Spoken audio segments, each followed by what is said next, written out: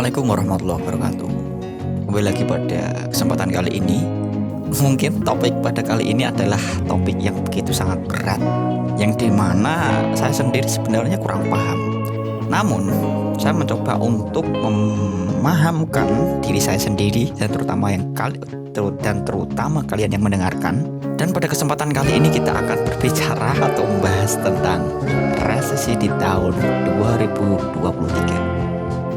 1 bulan yang lalu banyak sekali media-media yang up tentang resesi.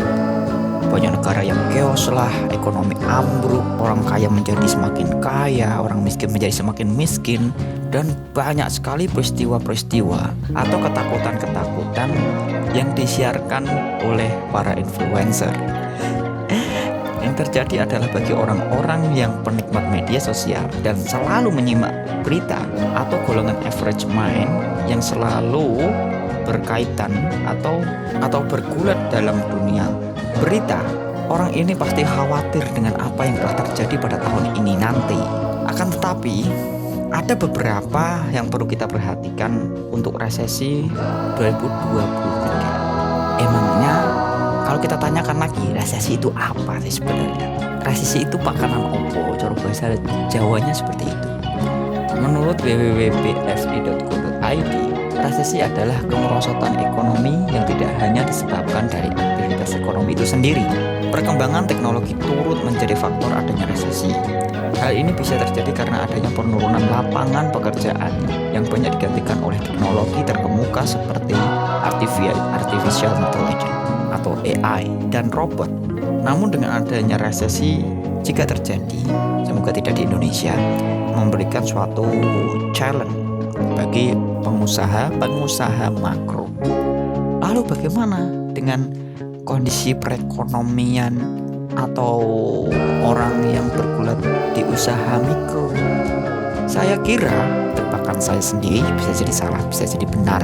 UMKM atau usaha mikro semoga terselamatkan dan tidak memiliki dampak begitu serius terhadap resesi di tahun 2023. Memang dari resesi yang diramalkan oleh para ekonom bahwa tanda-tanda resesi ini sudah pasti terjadi. Di antara tanda-tanda resesi adalah yang pertama adalah perang Rusia-Ukraina, tingginya tingkat inflasi atau naiknya suku bunga kurs. Apa itu? Kenaikan suku bunga acuan dan juga penurunan permintaan global. Namun tenang teman-teman gak usah khawatir dengan adanya resesi di tahun 2023. Saya kira itu hanya terdampak bagi orang yang crazy rich mungkin, pengusaha makro. Memang kuatnya dolar Amerika Serikat terus menguat dan terus menaik. Lalu adanya macetnya mesin ekonomi Asia, adanya pasar saham yang memburuk dan sudah terjadi, perang sudah terjadi, inflasi dan kebijakan ngawur sudah terjadi juga. Ramalan awan gelap resesi dalam tanda kutip ya, ini adalah suatu hal yang bahkan mungkin sudah terjadi di tahun-tahun sebelumnya. Namun yang perlu kita garis bawahi resesi yang sebenarnya adalah di tahun 2020 dan 2021 kemarin, yaitu benar-benar kita mengalami resesi yang sebenarnya, mulai dari berhentikannya atau di PHK para karyawan. Lalu ada juga ketika kita ingin meminta surat untuk jalan atau surat untuk beraktivitas, kita harus membayar beberapa ratus ribu gitu kan, dan beritanya seperti itu. Setelah itu kita harus work from home, lalu mengurangnya suatu aktivitas di luar rumah, sehingga membuat seorang menjadi stres. Apalagi orang-orang dijejeli atau diberikan atau dicekoki oleh berita-berita kematian setiap hari, sehingga apa yang terjadi itu benar-benar adalah resesi. 2020-2021 sudah terjadi. Namun teman-teman, mungkin kita belum sempat merasakannya. Mungkin juga teman-teman ada yang sudah merasakannya. Maka untuk itu, apa sih yang harus ditakutkan dengan resesi yang terjadi? Ketika kita belajar dari 2020 dan 2021 kemarin, tentu kita akan belajar banyak kok yang dia bisa tetap survive atau bahkan grow up untuk perekonomiannya. Walaupun dia work from home, tapi bahkan malah dia memberikan suatu hal inovasi yang baru.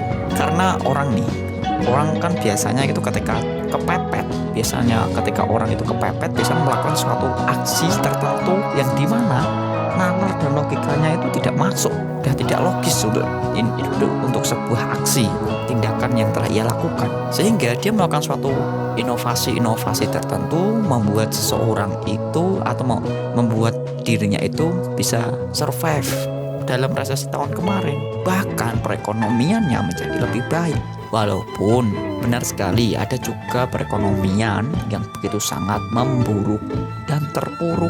Lalu apa yang perlu kita siapkan untuk resesi di tahun 2023 ini yang katanya tahun ini? Yang pertama, kita harus mempersiapkan dana darurat. Ini sesuai dengan pembahasan sebelumnya, yaitu financial management atau financial planning. Tentunya kita semua harus belajar tentang finansial. Bagaimana seseorang itu mempersiapkan dana darurat seperti yang terjadi pada tahun 2020-2021. Dana darurat atau simpanan keuangan guna untuk masa depan merupakan hal wajib dipersiapkan dan dimiliki oleh semua orang. Lalu ketika seorang itu tidak mempersiapkannya, apa yang terjadi? Ya tidak tahu. Kalau seandainya dia sakit, mau bayar pakai apa? Asuransi, mau bayar pakai uang pribadi, atau pakai kartu Jamkesmas, yang dimana ketika kita ke rumah sakit hanya dicuekin saja. Begitu kan ketika kaum yang sepertinya tidak punya uang, pasti dia akan dipandang sebelah mata.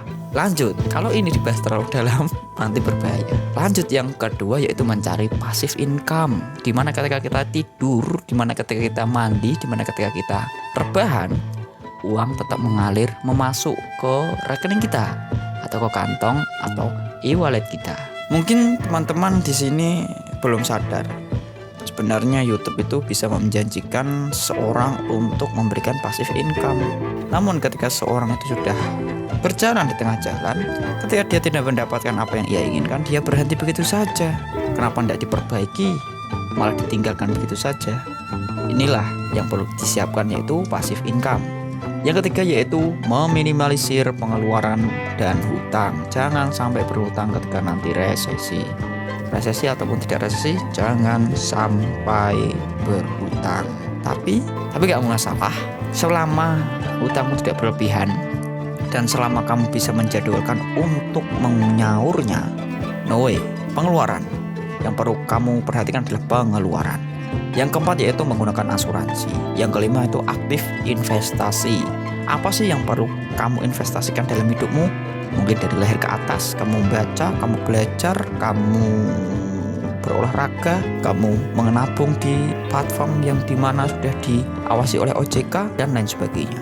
Itulah yang perlu kita siapkan dalam menghadapi resesi di tahun ini. Jika terjadi, semoga itu tidak terdampak terhadap diri kita semua. Dan begitu saja teman-teman, sepertinya teman-teman sudah mendengarkan adzan, dan terima kasih. Semoga bermanfaat. Wassalamualaikum warahmatullahi wabarakatuh.